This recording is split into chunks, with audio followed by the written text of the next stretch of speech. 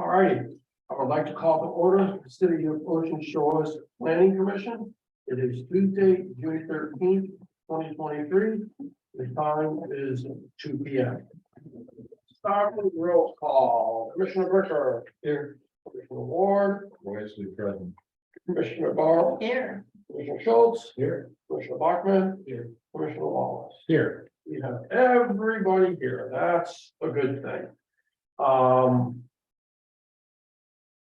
Before we approve the meeting agenda, we don't yet have the minutes from our last meeting. Approval of the minutes is on the agenda, so. We don't have have to do worry about anything tonight the anyhow. agenda or anything. Mhm. All right. Do we have a motion to approve the meeting agenda? I moved to approve the meeting agenda, but I'd like to add, Okay, I'd like to add public discussion after our two discussions. So let the public have a discussion at the end. We used to always do this. Sometime, I don't remember when, it fell off the agenda back. It fell off the so agenda. it's a second chance for public. Yeah, because now they can talk about what we just talked about Okay, and give us some insight. any discussion or objections among the group? All right, so we have a second from Kerry, all in favor? Aye. All right, and we will get the minutes at the next meeting. So we can do pre-discussion and public comments, and we'll do them again afterwards. Are there any public comments in the room before we start? None seen. Vita, any comments before we start? Hi, Gary. No comments today. Thank you. Good.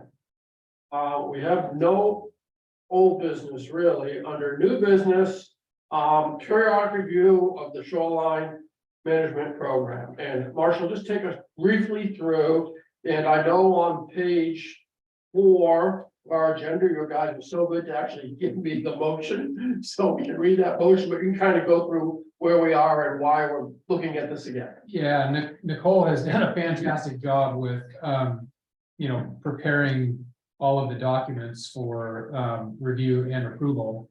And then they've also compiled, the list of comments that came in, from the Department of Ecology, or actually from, Department of Natural Resources.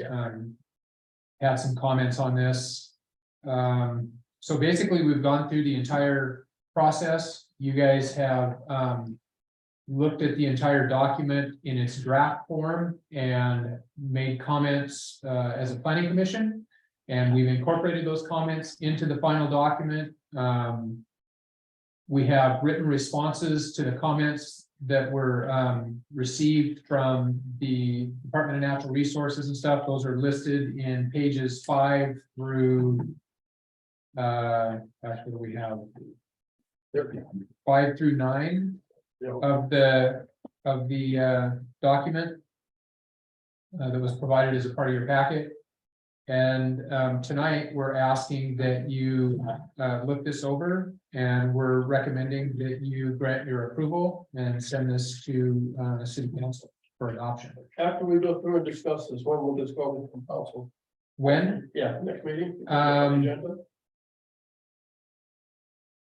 We haven't talked about that date yet. I believe it would be the next meeting because Tess Brandon from the Department of Ecology was asking that same question, and I think it was going to follow this meeting, provided we can get it on the agenda. Well, that would be the 26th. As long as we don't have any publishing stipulations. Right, that's, For some reason, I remember first meeting in July, but it'll be one of the two. As long as we meet the public notice requirement. right. Is it, now, was the city council meeting considered will they adjourn to have another public hearing, or will they just take comments as in a normal city council agenda item? Do we know? I don't, but it's my thought that they're gonna be, because you guys have already done the review and whatnot, they're gonna be provided the same document that Yeah. you guys have seen with your recommendation. It may go for a second reading, but they may elect to waive that depending on. Just what I don't know is in your process, if they need a second public hearing in conjunction with the city council meeting, or the only public hearing was required was ours, because we've had this discussion a few times. Yeah, and that's, yep, So you may want to ask her that. So we know what we're doing at the next city council meeting, which way. okay, And I think she said last time, we only need the one official public hearing. I think that we do it in front of you because there was another master plan that we did in front of the planning commission and we didn't have to do it in front of council. Yeah, But we- I don't think we have to do another Yeah. public hearing with council. I think it should go before council for normal council review and comment. and, And the public can comment, Yeah, they'll be able to comment on the agenda item itself. yeah, that we won't adjourn the city council meeting, most likely they're going to start a public hearing. All right, anything else you want to go through before we? Open for no, not if you guys don't have any questions. I think, most of the concerns that I had in the old, document have been addressed in here, with the exception of a map review. And I just didn't get that, I didn't notice that there was an error on the map until, too late in the process to put that in. You guys had already reviewed the draft document and approved it, with comments. The properties in this area where the map needs to be reviewed are already developed, so, there's no detriment to the environment by not having that, that modification in the map, so. I will get it modified in the next go round in the event that somebody wants to do a change of use on that property or something like that. Any comments around the table on the work that was done on shoreline master plan and how our comments were incorporated and responded to?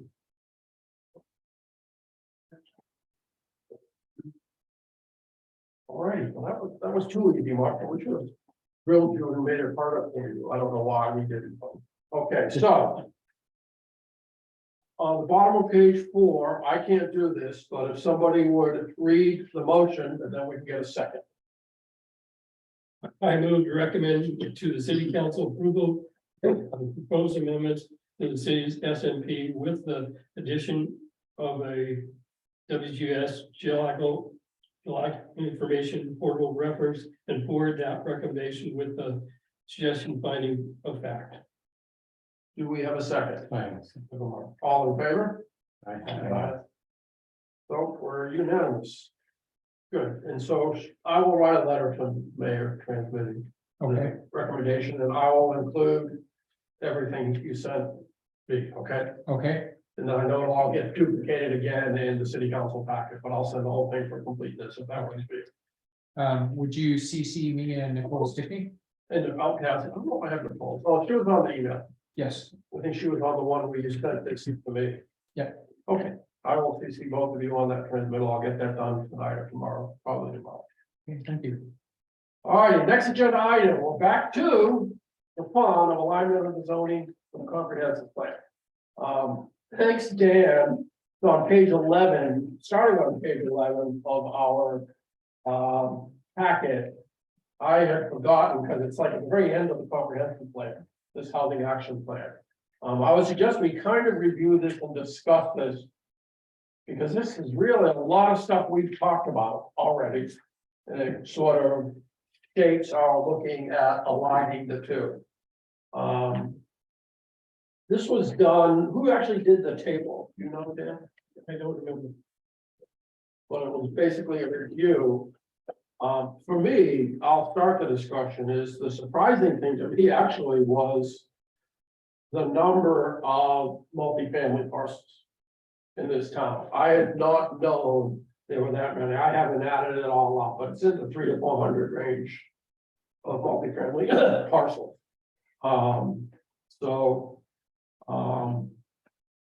I mean, we knew the B2 number was low. And it's gotten a lot lower because a lot of them have residentials on them now. So any sort of discussion. 17.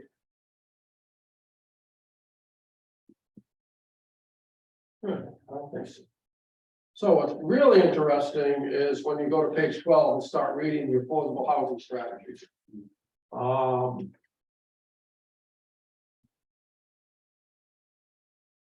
And I think as we go forward, I'm not, you know, the affordable housing strategies, as we understand, we shouldn't limit the ability to do affordable housing. I've got that. The 3 bullets in 4.8, yeah. 4.9 is something we can look at. I mean, this came up, I believe, the definition of a family.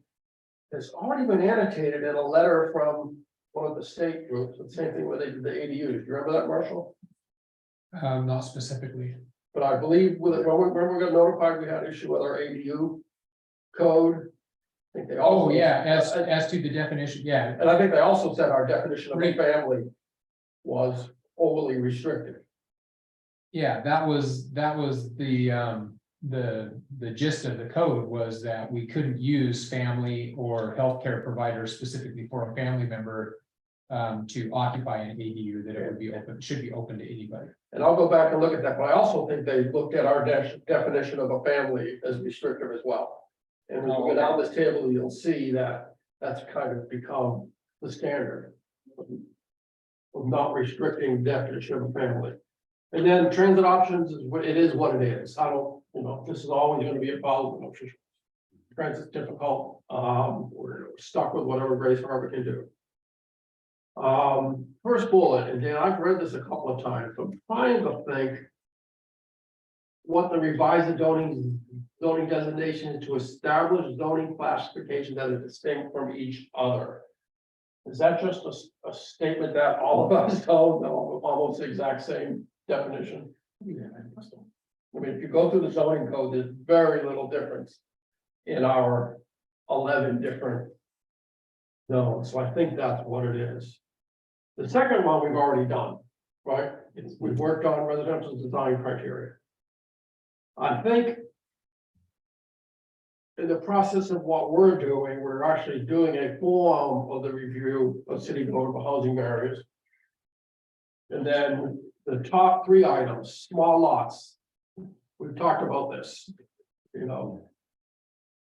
So as we go through this, and we'll talk about it again later this afternoon, looking at opportunities to do lower than, what's the smallest lot allowed right now? Let's show some time. Looking at where it would make sense to reduce the minimum lot size. So it's already in the comprehensive plan, which I'll remind you was approved. So it's shouldn't be news to anybody that we're looking to do this. Minimum housing sizes, which is interesting because they had a bullet that said we shouldn't have any. The comprehensive plan. I didn't know that was in there.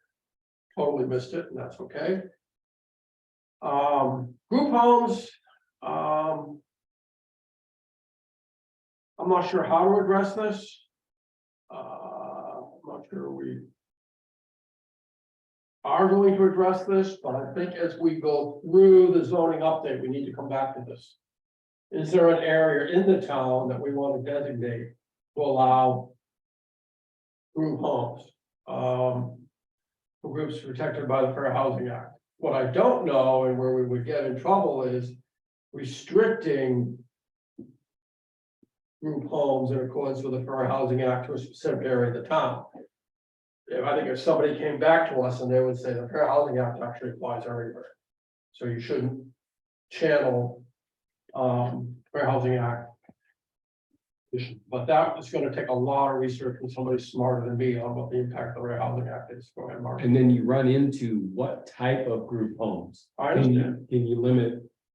You can have this, but you can't have that. right? So I'm not sure, at some point, we're gonna need help with the Fair Housing Act, I think, to work on this, and I'm not sure how we're gonna do that. And then the last definition of family, like we talked about. It's not the first time, I know I've seen this somewhere else, Marshall, where somebody's objected to our code's definition of family. And I think you brought that up before, Thorne, that's an issue. Not just in the ADU, in other areas too. I don't remember.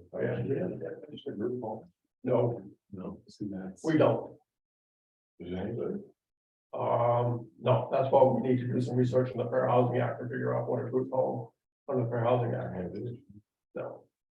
So that's what it is. I do know that we have a very stringent, I didn't bring my computer, definition of a family. What a family can be. It comes from the ADU, but it also comes other places. Because basically they don't want, right now our code restricts non-family members from living in the same home. We have a boarding house section of the code. Yeah, but you'd have to get registered as a boarding house. But so, I mean, this is just things to go through and look at and think. I think it's a really, really good thing to go back and look at this regularly as we go through this. And this drove me to go back and look at the land use descriptions in the comprehensive plan again, and sort of go through all of that. So, in the, before we start, maybe in some of the meat or not, one of the things I thought would be good was to sort of start thinking about and putting together sort of a purpose and guiding principles. So if you go back to page 10, you know, sort of why are we doing this and what are our guiding principles? Always good when you start off on an endeavor of this complexity. So this is just, all I did was throw some stuff down from what we've been talking about for 6 months here. And I really would like to get some input and ideas on changing, adding, deleting, and I actually will miss Richard because he would have helped us reword every word of this. But we'll sort of go through. So first, the purpose. I struggled with this, but I was talking, I've listened to everybody and we've worked this. Purpose of the update to the Ocean Shores, Washington zoning municipal code is to bring the code into alignment with the 2020 Ocean Shores comprehensive plan and reflect past and present realities of development within the city of Ocean Shores. Thoughts? How do we make that better? What are the contradictions? Oh. Between the plan and the zoning code? All sorts of it. The comprehensive plan has 3 residentials. It has single family, medium, high. We have 9. Just the minimum house size. Yeah, it has, yeah, we have minimum house size. I mean, that's a plan that says no. We have not, yeah, I mean, there's all sorts of things where we're not in alignment. And on the ground, if you go to the 2 different maps, there are land use categories that don't exist in the zoning code. So we're looking at either creating new zones or adapting what the idea of the comprehensive plan was into an existing code, sort of that back and forth on how we do it. Those are sort of some of the alignment things. And then there's a physical of where if you overlay one versus the other, there's some misalignment as to what we decide, what we thought should be one in the comprehensive plan versus what the current zoning code is. So from a sort of a purpose statement, I'm just looking for help on what's a good way of what we're gonna endeavor to do over the next months and months. The comp plan, we wanted to collapse residential zones and get rid of a lot of them. And that was the whole kind of, we were going to 3. We never defined which should go in which category. No, We just said we need to get rid of lots and zoning. and they were, you know, there was actually an attempt on the map when you did single family, multifamily and that sort of stuff. There was sort of an initial attempt. On the ground to identify where they would or wouldn't be when you see these 2 next to each other. So, I mean, we don't have to talk about it and try to wordsmith it today, and I'm certainly not gonna project it on the screen and wordsmith it. Only you and I get that joke, so, we'll sort of, Mark, any thoughts on? I'm just thinking, you know, what Thorne said, what are the discrepancies between the 2, and that might be a great place to start. Identifying what the discrepancies are, and then honing in on those. And that might get us closer to any solution that we can come up with. Do you think that, should that be part of the purpose or the I guiding think- principle, do you think?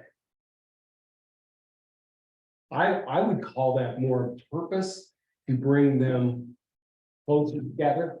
Okay.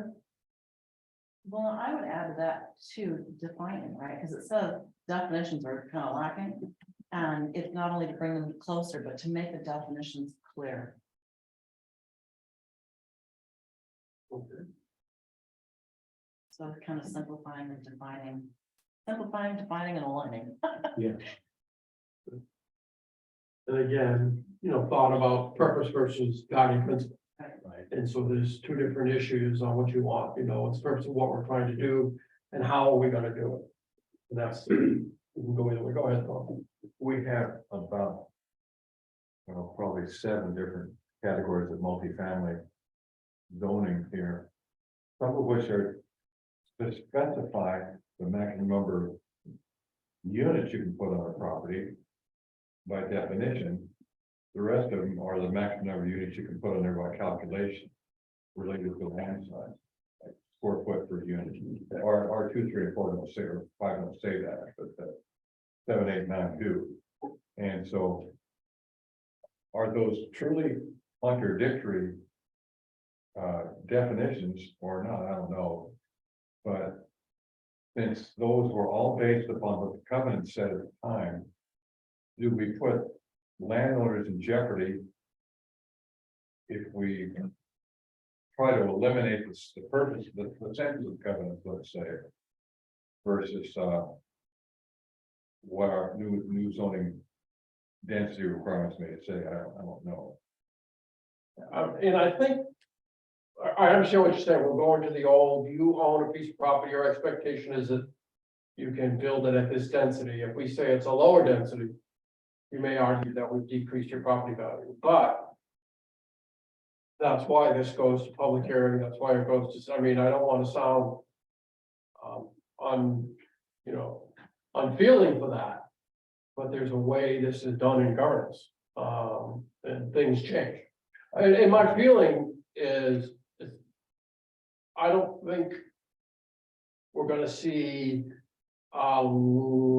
less dense designations. My gut I feeling. mean, I think the covenants will still apply, but it might be on a case by case basis. See if a neighbor can complain that so and so is building too big.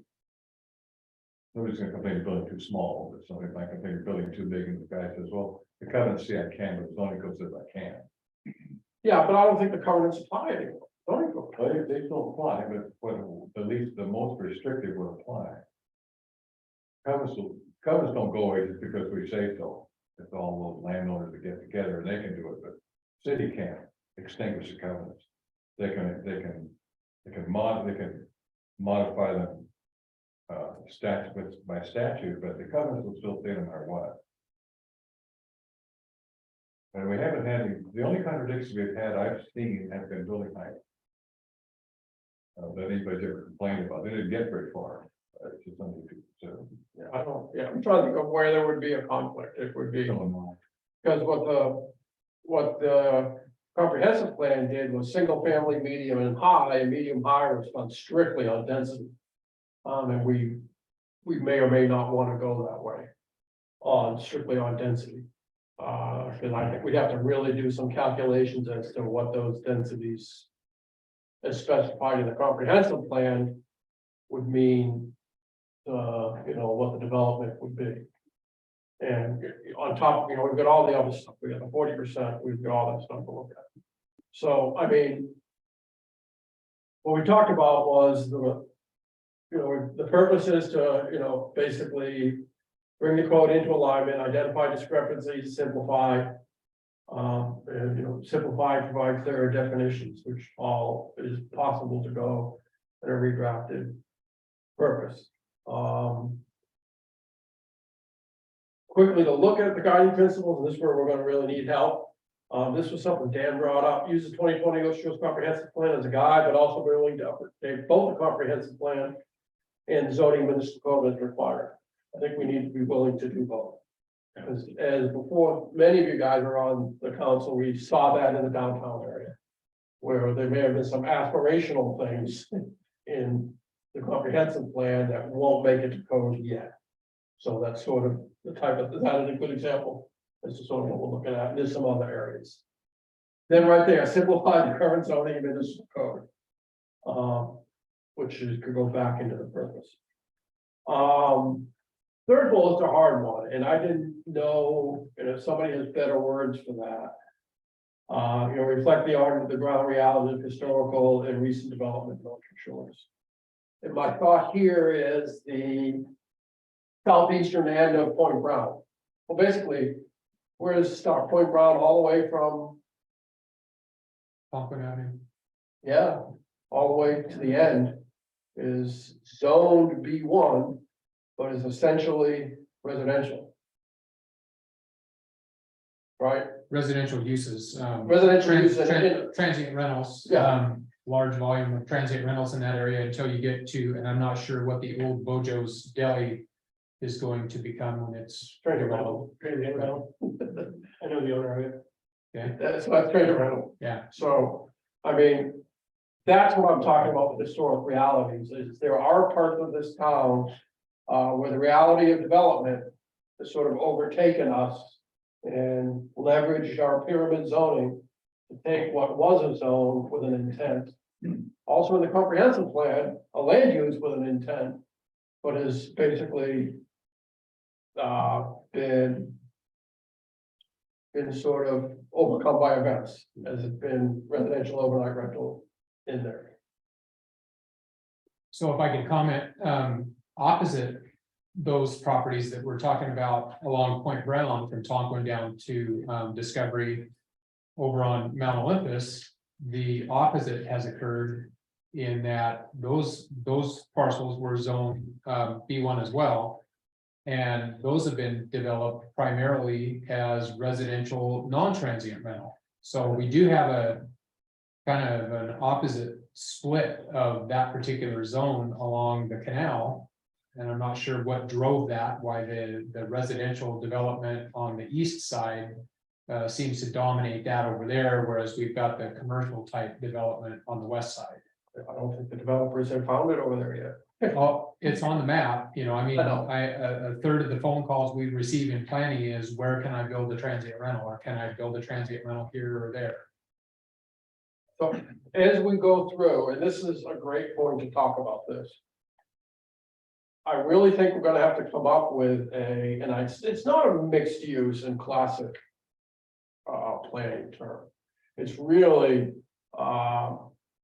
residential with commercial allowed. It's sort of beating around the term where it's residential where transient rentals are allowed, basically. Or residential where commercial activities are allowed. I mean, it's a thought if we want to do that, because clearly in the comprehensive plan, it says, let's look at eliminating residential from commercial and business areas. In this case, it's too late. When we talked about the downtown district, we voted to say no new residential, which is great. I mean, that's fine. But we really need to have, as we start, and that's one of the areas that always comes up for discussion as we talk about reality. There's other realities where we've got B6s, B7s, B5s that have become so developed with B1, with single families. That maybe there's a thought of taking this swath of current medium or high density, and just recommending it become. Then you got the issue of there's 3 or 4 parcels left. And the landowner, you know, is now gonna say, we screwed him over because he even planned on building a triplex rental unit. And we have now told him that this is R1. The flip side of that is if there are a neighborhood or two like this, if they're already 80% developed and it's all single family. The 80% of the residents would probably prefer not to have a triplex put in there, even though they know they bought it in R3. So these are the things we're gonna really have to balance as we look at the realities. And what you had talked about, you know, forming sort of ad hocs to go walk around is a great way to start doing this, if you're not familiar with it. And at the end of this meeting, we'll talk about what we want to tackle first. And then get a few people who want to ad hoc and report, and then most everybody else will drive or walk or ride around it anyways, but you know, the ad hoc will be in charge of coming back with a report on what they found. So, I mean, any more thoughts on the ground realities of historical and recent development? Well, I do like what you said earlier about some multi-use in a different way in here in Ocean Shores, because we're not gonna get, as you said, you're not gonna get a business with a residential on top, which you might get in other communities, which is the classic mixed use. But you might have someone or developers that want to incorporate both in an area. And I think that would help with the development of the city. Yeah, and if you go to The comprehensive plan. We actually talked about that, right? The comprehensive plan. It actually is in the land use part. As a goal, I believe, let me see if I can find it. Neighborhood center, small scale retail, coffee shop, and we talk residential on second floor, but the concept is there. That perhaps we want to look at small scale retail cafes and shops mixed in with, so a redefinition of the neighborhood center. Which we talked about at length in the comprehensive, not at length, but we did, I know you guys worked on that in the comprehensive plan. And incorporating that, but then throwing in the reality that, we're really talking, all right. B1, B2, and making it some sort of neighborhood center with. Low-end retail, coffee shop, and overnight rentals. And I think if we had that option, Mixed use residential. something right, like that, it would be, it would take off, I think, as part of the development of the city going forward. Any more thoughts on? I mean, we haven't seen it yet. Anything commercial not in downtown has pretty much failed. Can't think of anybody that's doing anything. Not downtown. So, I mean, it'd be good. I mean, Other than the transient rentals. other than transit rentals, of course, and it's a reality we need to deal with. I mean, and to get to that. The next bullet, maintain and improve the current character and nature of single family housing area. I mean, that clearly is something that I don't think there's anybody in here that wants to change, right?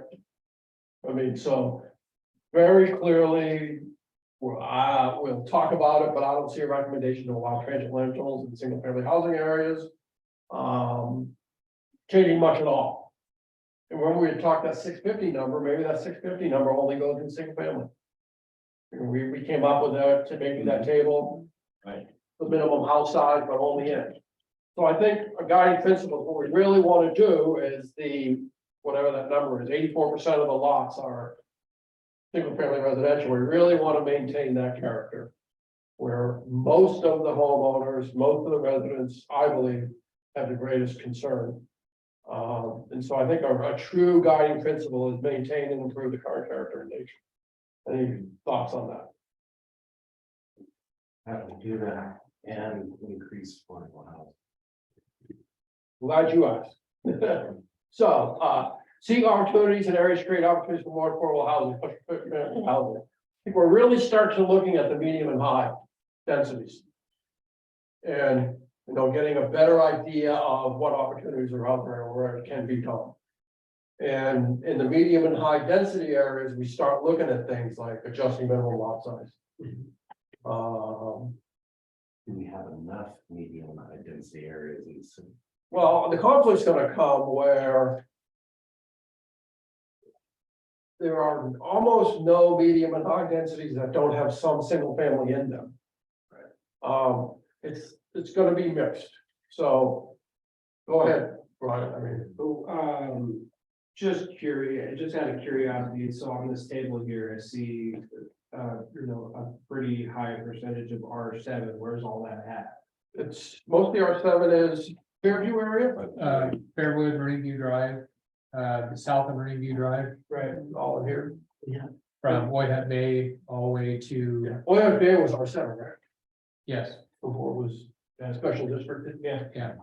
And so there is still opportunities in here, you've heard me talk about this a lot, there's wetland impacts. Just encumbered. What? They're encumbered with wetlands. so. Yeah, but on the other side, there's quite a few undeveloped lots, and there's a few cul-de-sacs with one single family and 3 other lots.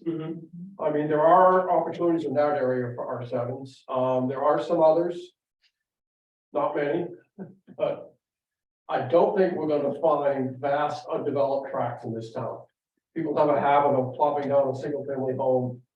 Sure. In the middle of nowhere, not realizing they're in the middle of R7 or an R5 or an R9.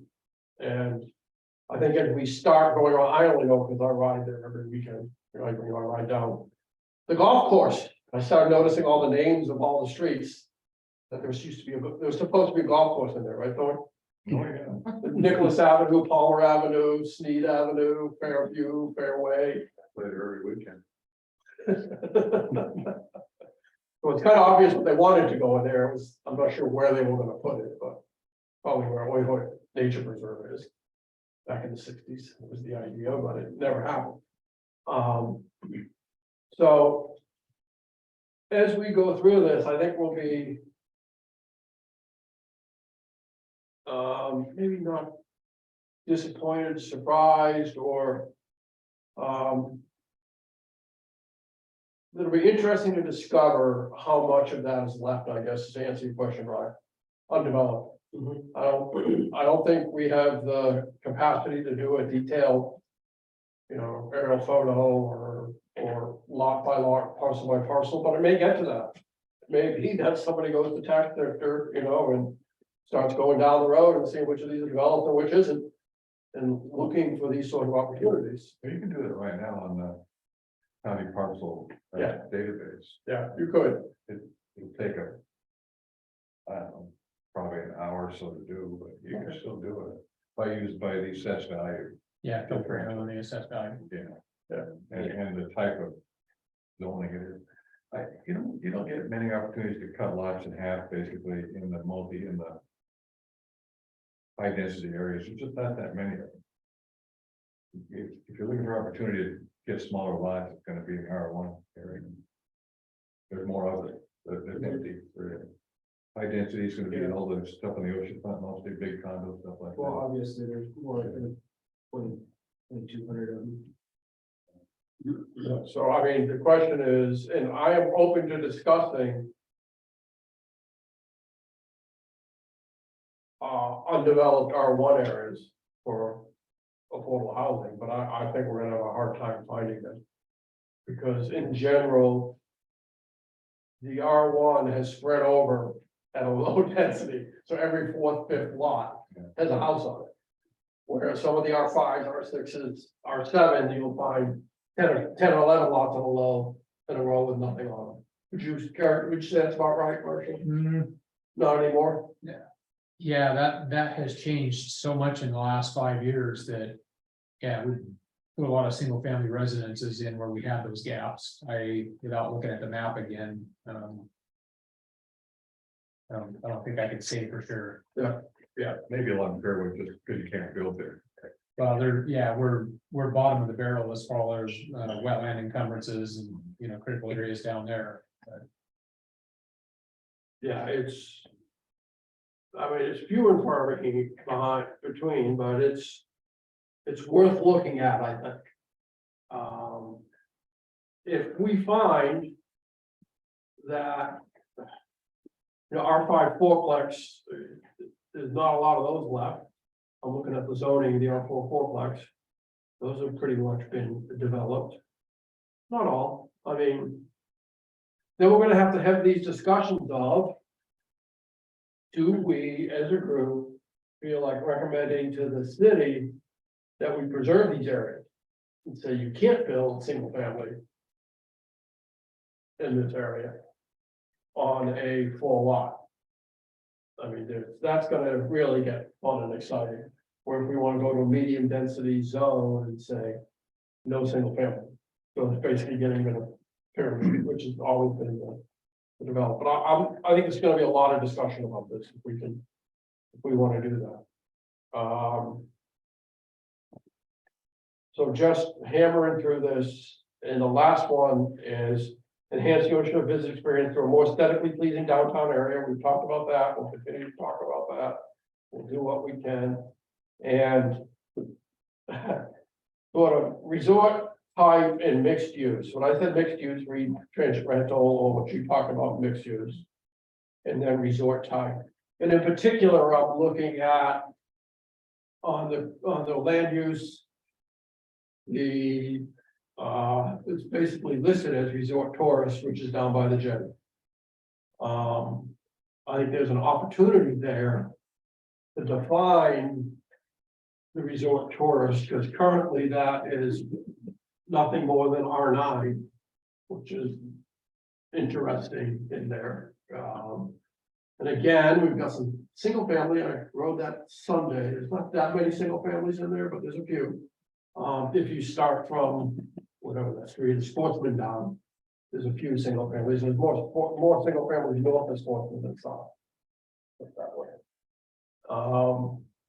But I think this is an opportunity to take that end of town and truly define it as in the comprehensive plan, resort tourists. And then if you look in the zoning code, there's B3, which is similar, but nowhere on the map, which we found out. So we actually have a zone for this type of thing. But there is nowhere on the current zoning map where it could be used. Any sort of thoughts about the resort type and mixed use treasure rental? Go ahead. The zoning code already, I think in R789, specifies conditional uses as neighborhood storage, retail, things like that. Nobody's ever done it, for them, but I would suggest that we expand and encourage that, because when you get to places like the Jetty or anywhere in the South End, you gotta drive 5 miles to go to the store. If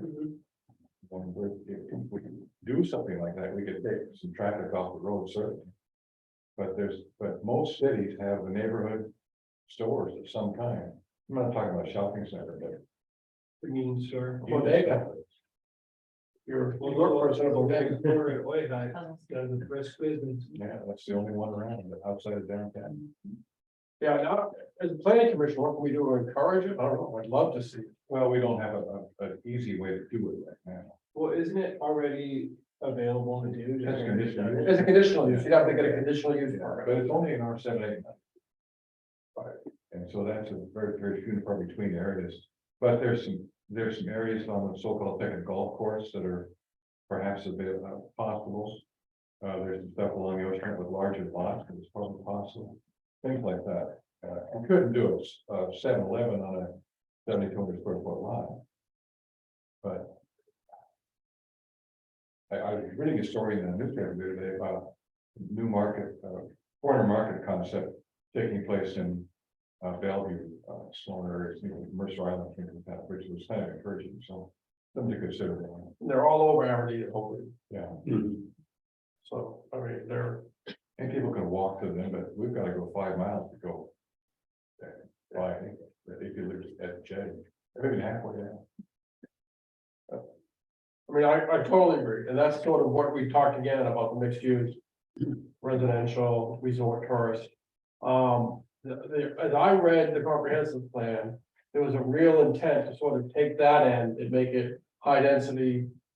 Resort with this sort of activity, and on top of that, there's maybe another need.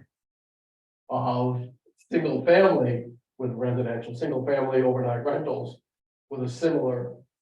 Opportunity for a market or a coffee shop or something like that. I think those are both sort of ideas that we would sort of look to engender and make happen. I really like the concept of that. How difficult would a conditional permit be to get in the city? Marshall, any thoughts? So I think a person would be more successful getting a conditional use permit.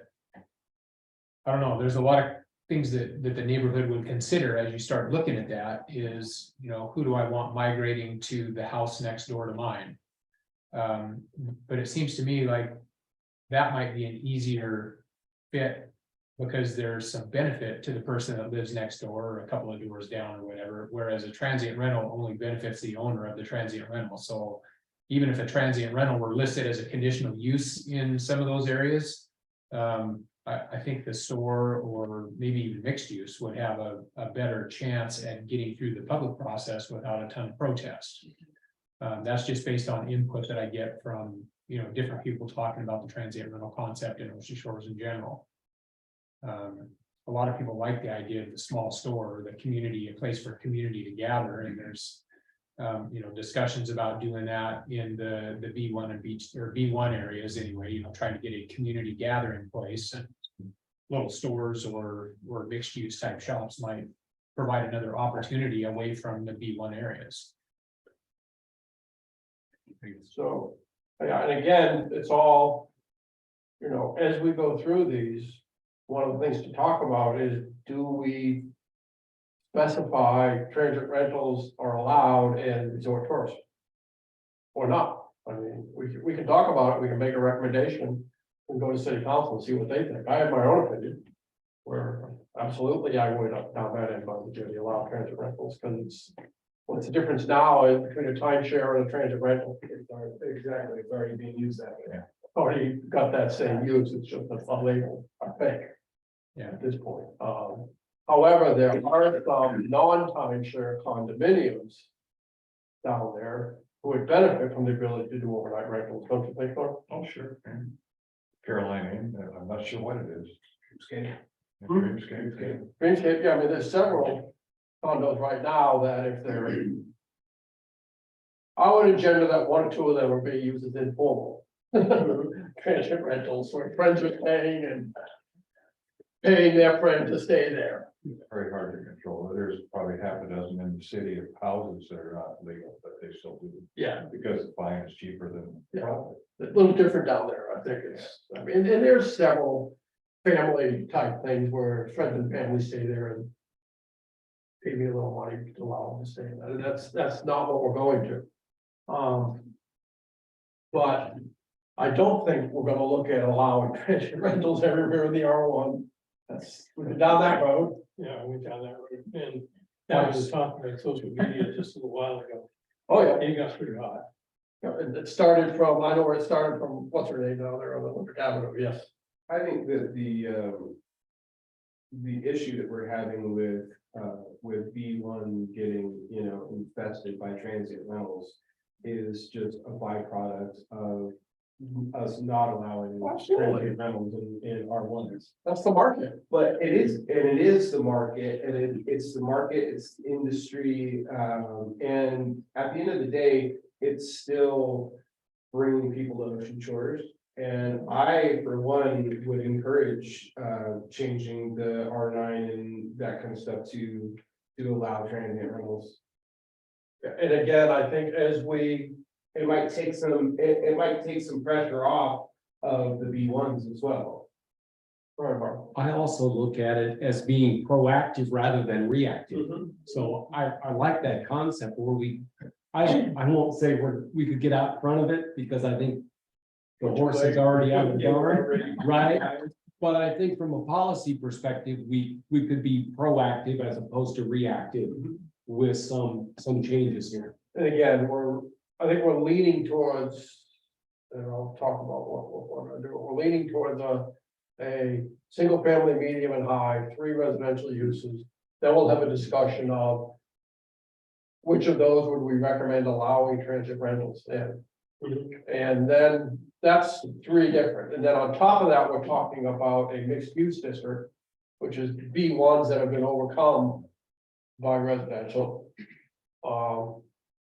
Just to clean it up, we would only do that to allow us to tighten up the rest of the B1.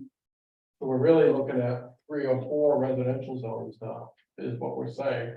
We're basically, to make it clear, residential where you can do transit rentals, which are current B1s, B2s. R1, medium and high, is sort of roughly what we're looking at. And I think we talked about it at length and kind of where we're going towards. Then it's sort of the on the ground, where do those go? And on top of that, we'll do resort tourist, which is the old B3. And then re-looking sort of at the B1, B2 distinction. And there's opportunities to take what the comprehensive plan really wanted to do in the downtown, or maybe it's just a gateway district in a B1 or something like that, or a gateway district in a general business. Because the gateway district is the circle, in the middle, you've got that mixed use area right now of professional, residential, high grade, not you got it there, but it's a heavy industry in the middle of that. And then they just built a duplex right at the end of the street of Menard. Residential duplex, I don't know if that'll be nightly rental or not, but it is, of course it is. And potentially subdivided for individual ownership. There you go. I think So I'm. somebody gonna be took the looking end at- of Bernard opportunity for that. I'm shocked. Yeah. The nice looking building though. Yeah. Where's this at? The end of The end of Menard. Menard. Right, in the parking lot, back parking lot for the portal. Oh, that place. Yeah, it's a nice looking building. Which is funny because it went up so fast and it's taken them forever to finish it. Welcome to my world. Those are the hard guys to find. Yeah. So, I mean, as we start doing all this, I think we're floundering a little bit, but I also don't think we really are. So the last two things are, is I'm gonna sort of volunteer. I'm gonna try this next 2 weeks to do a first draft of the R1, RM and RH. Based on the current code and what's in the comprehensive plan, which I'll try to get a first draft out for the next meeting. I really would like everybody to help me with the guiding principles. Come back with some thoughts on that. And again, I want to say it, maybe I move it to the top, maintain and improve the current character of nature of single family. Because that's going to be very important if we don't continue to reiterate that. Because when we did the transit rentals in front of city council, I had 3 people come up to me and say, you're not gonna allow pensioners in my neighborhood. No, it's where they are currently allowed. We need to tighten the regulations on that. That's all that ever was. That's all there was there. But 10 people who did transit rental regulations, whatever happened to that. It's stuck in the lawyer's queue. And the city attorney's had a lot of other things on his plate. So I'll try to squeeze that out again. When I can see Sarah again. We also are still stuck to do, we'll probably see lot clearing. In the next 2 to 3 city council meetings. The next one. Really? Mhm. They asked, when are we gonna do transit rental? That's still in all the things, right? Yes, Okay, put lot clearings on the next one if it passes the gender review. so lot clearing is on the agenda review. Mhm. Yay, Yay. and it may be the SMP Yes. as well. Depending on what we do, so. Marshall and I get lots of time. Gosh, look about, you like sitting up there. I think I'm gonna sit in the audience this time and just laugh at you. No, we'll do that. That's what I tried doing. last time. I know, it didn't work. No, it didn't. All right, so, please help me with the guiding principles. The last thing is, sort of our first step of ad hoc walkarounds. And what, these areas, I'm looking at the zoning maps, 17, 18, 19, what do we call them? The districts, what are Yes. they? What? Like, Main Street is 24A. What's We it called? have 18, 19, and 19A down in the bulb down towards the wastewater treatment plant. Yeah, so what are those? Those are divisions. Divisions, that's what I thought they were. Yeah. So. There's is that a 17A across the street? Yeah, Can't read yeah. it. Yep. It's So, a small, I think that's that small group of bottlenecks. yeah, that's the key, the key. Yeah. Yeah, that's a small group of keys. So. I would propose we look at least, because we've talked about it so much, 19A, 19, 18. And is it too much to try to add 17A and 17? Into the first set? I mean, we have 2 weeks. What do you think? I don't think that's too much here. I mean, we don't know till we do it. To do what exactly? Basically, we're gonna have an ad hoc walk around and have a report on what they see. You know, give you a better idea of where the current zoning and the land use is. And then other members, given time, are free to also spend time in those neighborhoods and sort of talk about where we would start putting the zones we're talking about on the map. Based on what's actually out there, and I'm interested in 17, because 17 is the R7, R8. And I have my feeling, and the good news is you don't have to do the whole east half of 17, don't worry about it, because Oilwood owns it. And that's already a special district, that ain't changing, right? We haven't changed that division, but they own half of the division almost. Yeah. So it's really just, The old Omnicorp properties are still in there. Those are undeveloped tracks. A couple of them are, almost fully encumbered by either wetland or wetland buffer, but there's also some opportunity in there for. are those in 17? Yeah. Yes. 17 or, yeah, 17. those are all of them in 17 there? Lauren? Yeah, So where would they be? those are, Well, the on west of Fairwood Drive. to bordering the game Greenview. range are 18, 19 there. Well, there's 4 of them in there, It's all but 17. there's also one across the street on the other side of, Fairwood, Yeah, all there is 17. yeah. So who owns them now? By some guy, to look it up here. Or somebody bought the Omnicorp property? Yeah, Long time ago. yeah, they've been. Omnicorp put those on the market back in the early 2000s, I think, and they had all those large tracts. Jim Weish and oh, I know what it is, guy knows to get you going. Or the Ocean Shores Hotel, what do they call So, I knew what you were talking it? about. so the next meeting somebody will have done a walkabout of 17, 17A, 18, 19, and 19A. We have volunteers. I know Carrie's gonna raise her hand because she had this idea. Does anybody want to work with Carrie on this? I don't mind, go walk around. And that's fine. And if anybody else get a hold of Carrie. I'll try to spend a little, because I only ever ride my bike, so I ride some other roads in there. And see the rest of that. And really, the intent is to sort of give a nature, and I'll tell you from my observations in there, look at, like we originally talked about, what would be the impact of extending the resort tourist? We've talked about that at length, maybe all the way to Marine View. Because you would pick up that R4.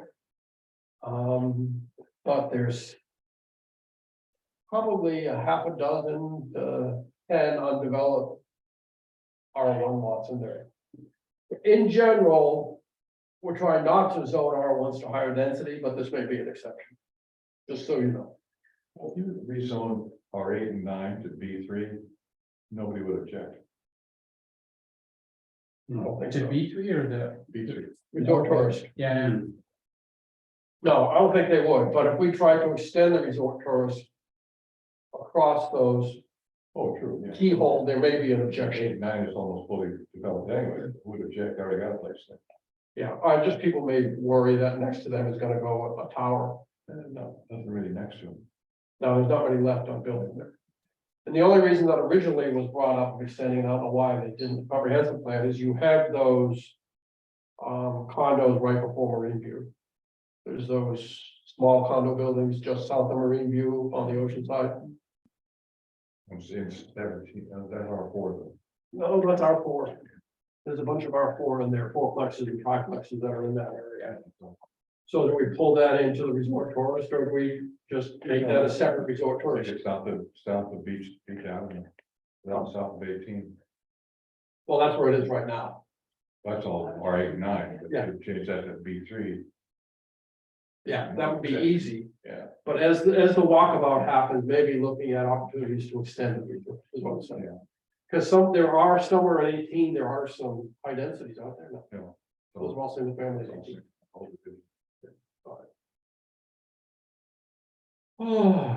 So the do-alls are, I'm gonna look at first drafting of code, seeing as I get to draft a lot of code.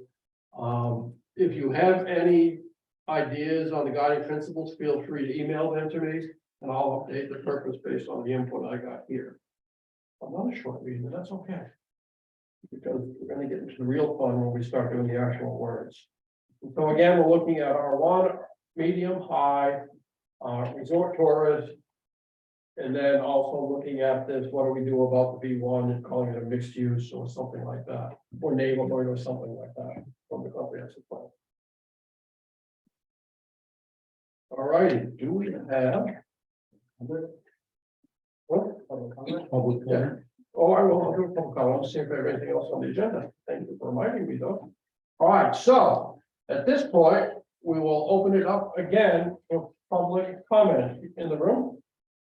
Shane, go ahead. Thank you for moving it to the end. I appreciate that, because after listening to all the discussion, it's really nice having it at the end. I did want to, as far as what you were talking about, the corner stores, kind of point out. I was at liquidation here in town today, and just walking through there, I had conversations with you know, and we all just started talking to each other and everything like that, so that. I think it is a really inclusive idea for the jetty end down there, and to get little community involvement and things like that going, so. That's my comment. Anybody else in the room? Where did you pick up the zoning map? Mark? I'm currently printing them out and sending them to the permit office, and Nettie will have those for sale in a couple of different sizes. Probably before the end of the week. Okay, That's the permit office. It's also available online if you want to print your own out. I need something big, I was. Okay, yeah, I hear you. Yeah, then he's got like T5 and 400 scale and 600, I think is what I'm currently printing out. Matter of fact, they're coming off the plotter right She's got the 600 ones right now, so. now. I felt They them just emailed me before I came up and said they were gone. So. today. Did you? then you probably need to print some for the planning commission too. Sure, you want me to bring a half a dozen in? Yeah, 600s, you think are the best? Yeah, probably for what we're doing. Okay, so that would be very nice for everybody. We appreciate that. We'll burn your plotter up. Peter, anything for Get some paper. anything for the group, Peter? Yeah, I have a comment about pyramid zoning. Are you just avoiding talking about it, or when are you guys gonna get rid of that? I think we're not avoiding, I can reply, right? Can I reply to you? No. I think we'll probably, it will happen as we go through the process. As we talk about getting residential out of the business. And all of those sort of things, and then creating neighborhood zones which generate the reality of mixed use right now. But are you afraid of stepping on people's property rights for those that have already bought parcels with the intention of using that exemption, so to speak? I don't know, I don't think so. I mean, to some extent, yes, that's always a concern, but as the commission. I we think have- Thorne has the answer, right, Thorne? No. No, by the way to talk. You're a about it. broker, aren't you? Well, we brought in the guy from the state when we were talking about the comp plan, that you can do anything you want. Yeah, I mean, you can rezone anything, and all the public has the right to do is comment and sue. I mean, that's really the public. But we're trying to minimize impacts in a, I guess, in a fairness thing. Equitable. Is what we're trying to do, but we're not avoiding the term pyramid zoning. We're just trying to make, as you make the zoning definitions clearer, you eliminate the opportunity for pyramid zoning. Yeah, but in the meantime, you're still allowing people to be vested under those rules. So there comes a point when you need to stop taking applications for those developments. Just a comment. Thank you very much. Anything else? Go ahead. I just assume that your guiding principle is to make everything as clear as possible. And to make everything well defined, because if it's well defined, you minimize the contradictions. Right, yeah. And that's really what we're trying to do, to make Marshall's job easier. Before he retires. Any other comment? All right, no. So the next meeting, I'm supposed to read that out every time, getting better. The next meeting is June 13th, 2023 at 2 p.m. And the secretary is Mr. Lawless. You've got number 10. The 27th. 27. Yeah, I'm sorry, 27. I'm mistaken. Yep. That is, I'm picking at the wrong packet. 27. Yes, Mr. Lawless is our secretary. Do we have a motion to adjourn? Moved by Brian, seconded. All in favor? Aye.